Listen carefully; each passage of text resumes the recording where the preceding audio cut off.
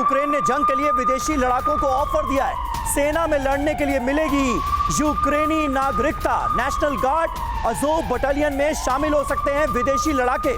विदेशी लड़ाकों की भर्ती के लिए यूक्रेन ने कानून बदला है।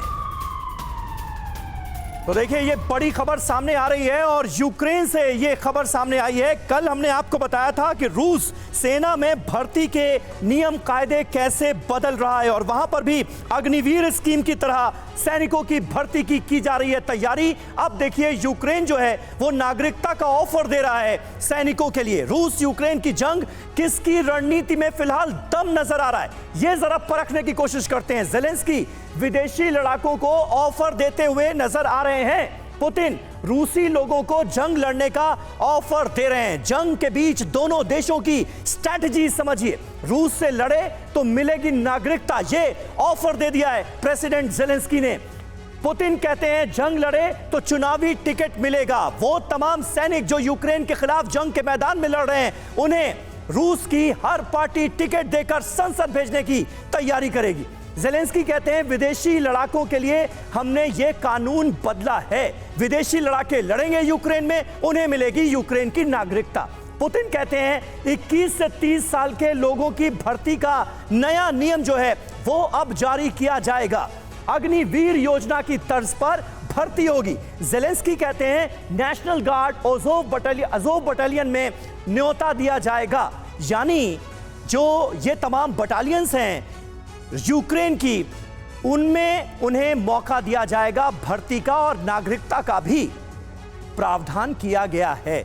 मनीष, इन दोनों देशों की जो फिलहाल इतने महीनों की जंग चलने के बाद स्ट्रैटेजी नजर आ रही है, ये क्या साबित कर रही है? क्योंकि बार बार ये सवाल जहन में आता है, किसका पलड़ा भारी और कौन पड़ रहा है पीछे? बिल्कुल, देखिए, ऐसा लग रहा है कि रूस और यूक्रेन की इस जंग में ऑफर और इंसेंटिव का भी एक दौर चल रहा है। कि आप आओ, चुनाव में हम टिकट देंगे अगर आप जंग में जाओगे।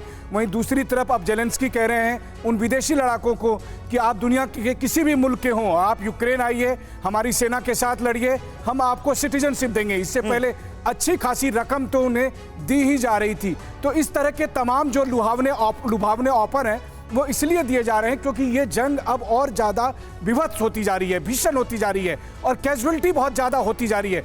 और ऐसी स्थिति में जब सोलेडार और बाखमुत में हमने देखा कि यूक्रेन के सैनिक भारी संख्या में हताहत हुए हैं, तो वैसे में वहाँ सेना की कमी भी हो रही है और इसीलिए विदेशी लड़ाकों को इस तरह के आकर्षक ऑफर दिए जा रहे हैं। क्योंकि आज की तारीख में सबको पता है कि अगर आप यूक्रेनी सिटीजनशिप हासिल करते हैं तो आपको यूरोप में, अमेरिका में भी तमाम तरह के एडवांटेज होंगे। तो अगर आप जंग से जीत गए, जंग से बच गए, जिंदा बच गए, तो फिर यूक्रेन के सिटीजनशिप के रूप में ना सिर्फ ये यूक्रेन को लग रहा है कि उसके लिए फायदेमंद होगा ये ऑफर, बल्कि जो लोग आते हैं और जो बूट्स ऑन ग्राउंड यूक्रेन में आकर लड़ते हैं उनके लिए भी फायदेमंद हो सकता है। मनीष ने ये बताया आपको एनालिसिस करके।